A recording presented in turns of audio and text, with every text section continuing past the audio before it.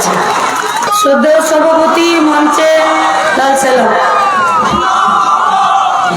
শ্রদ্ধেয় সভাপতি মঞ্চে উপস্থিত আছেন আমাদের দুই কেন্দ্রের, আমাদের পার্টির শ্রমিক, কৃষক, ক্ষেতমজুর, গরিব মেহনতি মানুষের পার্টির দিল্লিতে পার্লামেন্টে গিয়ে দেশের নীতি নির্ধারণ এবং দেশ পরিচালনা করার জন্য গরিব মানুষের স্বার্থে কথা বলার জন্য দুই প্রার্থী, এবং আমাদের পার্টির এই জেলার সম্পাদক, আমাদের রাজ্যের নেতা এবং এই মাঠে যারা উপস্থিত আছেন তারা প্রত্যেকে আমাদের কমরেড, পুলিশ বাদ দিয়ে। মিডিয়ার লোকদেরকে কেন বলির পাঠা আমরা আর বানাই, নিজেরাই অসুবিধায় আছে। কিন্তু যারা কমরেডরা উপস্থিত আছেন, কমরেড মানে কি? কমরেড মানে শ্রমিক, কৃষক, মজুর পার্টির লোক। কমরেড মানে বিরাট হৃদয়, অগ্নিগর্ভ চোখ। এই বিরাট হৃদয় আর আগুন মাখা চোখের আমাদের সব সৈনিকদের কাছে আমাদের দাবি, ভোটের লাইনে দাঁড়িয়ে জান কবুল লড়াই করে কাস্তে হাতুড়ি তারা চিহ্নকে আমরা এই লোকসভার ভোটে জেতাবো তো? শুধুমাত্র ভোটের দিন সকাল থেকে বুথের লাইনে আমাদেরকে থাকতে হবে। जिन बाप लोगों का दम पे ये पुलिस, ये वीडियो, ये बीएलआरओ इतना उछल कूद कर रहे हैं, ওই বাপদেরকে টাইট দেবার জন্যই আমাদের এবারে লড়াই। আর লোকসভার ভোটে দিল্লিতে পার্লামেন্টে আমাদেরকে পাঠাতেই হবে। क्या बोल रहे हैं वो लोग कि मोदी है तो मुमकिन है? क्या मुमकिन है? देश का संविधान बदल दो, देश का जो नीति, देश का जो पॉलिसी है, उस नीति, उस पॉलिसी को बदल दो যেটা গরিব মানুষের পক্ষে। क्या मतलब है? मोदी है तो मुमकिन है? দেশের ধর্মনিরপেক্ষতার যে বৈশিষ্ট্য তাকে পাল্টে দাও, আর নির্দিষ্ট কোন ধর্মের নামে এই গোটা দেশটাকে চুলার দুয়ারে পৌঁছে দাও। এই দেশ চাইছি আমরা। मोदी है तो मुमकिन है का मतलब क्या है?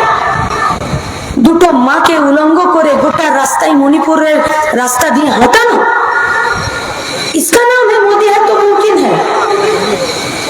क्या मतलब होता है मोदी है तो मुमकिन है? বছরে 2 কোটি বেকার ছেলে মেয়েদের চাকরি, আর আজকে গোটা দেশের 80 কোটি মানুষকে রেশনের চাল দেবার কথা। 72 साल में 2 करोड़ बेरोजगारों का नौकरी देना। বছরে 2 কোটি মানে 10 বছরে 20 কোটি। 10 বছরে 20 কোটি মানে একটা পরিবারে যদি 4 জন হয় তাহলে 20 কোটি পরিবারে 80 কোটি মানুষ।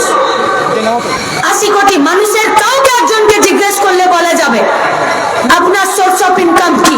পরিবারের একজন চাকরিজীবী মানুষ। আর আজকে সেই 80 কোটি মানুষকে একটা থলি ধরিয়ে 5 কিলো চালের জন্য রেশনের দোকানে দাঁড় করিয়ে দেওয়ার নাম পার্লামেন্ট ইলেকশন। মোদি হ্যাঁ তো মুমকিন হ্যাঁ কি মানে হয়? মোদি গ্যারান্টির দিনে 35টা কৃষককে সুইসাইড করতে তার পথে তাদেরকে ঠেলে দেওয়া কি মানে হয়? মোদি গ্যারান্টির যারা ধান উৎপাদন করছে, যারা গম উৎপাদন করছে, তাদের কাছ থেকে 296 কোটি টাকা সহায়ক মূল্য যে পয়সাটা দেওয়ার কথা ভারতবর্ষের সরকারের, যে পয়সা আমার আপনার ট্যাক্সের পয়সা, সেই পয়সাটা কাটালমেন্ট করে দেবে। কোন সময়? যখন করোনার পরে আমাদের হাতে কাজ নেই তখন। কোন সময়? যখন গোটা দুনিয়ার সব দেশগুলোর একটা লিস্ট তৈরি করেছে যে আমরা কতটুকু খেতে পাই, সেই খাবার তালিকাতে আমাদের নাম 111 নম্বর দেশে। তখন গত বছর থেকে গোটা দেশের যারা কৃষকরা আছে তারা বলছে যত জমিতে আমরা চাষ করতে পারতাম তার আধা জমিতে আমরা চাষ করতে পারছি। কেন?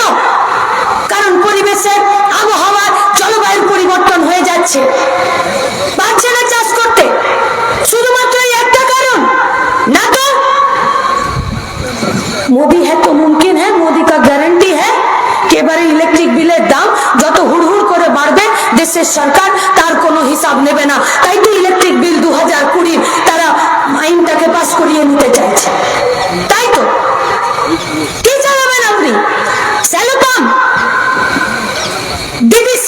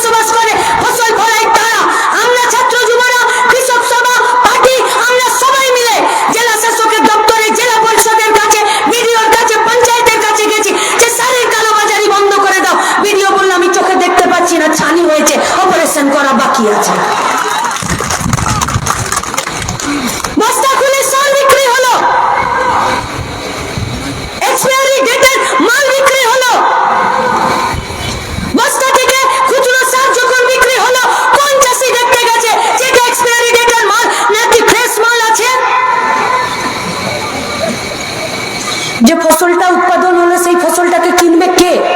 सरकार नहीं। कौन खरीदेगा? अंबानी अदानी को पैसा যে সরকারকে আমি আপনি টাকা দিচ্ছি সেই সরকার দরদ ভরে কৃষকের পাশে ক্ষেত মজুরের পাশে দাঁড়াচ্ছে। ছিল তো লাল ঝান্ডার পার্টিটা 34টা বছর পশ্চিমবঙ্গের বুকে গরিব কৃষক মেহনতি মানুষের পায়ের নিচের জমিকে শক্ত করতে তার হাতে এক টুকরো জমি আর একটা পাট্টা তুলে দিয়েছিল। কোন বাপের বেটা তৃণমূল বিজেপি আছে এই কথাকে অস্বীকার করতে পারবে? আমরা তোমাদের বিরুদ্ধে অভিযোগ করছি যে জমির পাট্টা লাল ঝান্ডার সরকার পশ্চিমবঙ্গের গরিব কৃষক ক্ষেত মজুরদের হাতে তুলে দিয়েছিল, সেই জমিটা তোমরা আজকে বিএলআরকে করেছে ভরে নিয়ে সেই জমিটা কেড়ে নিচ্ছ। আমাদের কৃষকরা, ক্ষেত মজুররা, ছোট জমির মালিকরা সেই জমি নিজেরা রাখতে পারছে না, চাষ করতে পারছে না, চাষে লাভ হচ্ছে না। যদি কৃষকের লাভ না হয় তাহলে কৃষক মরবে না তো কি? मोदी का गारंटी का मतलब क्या है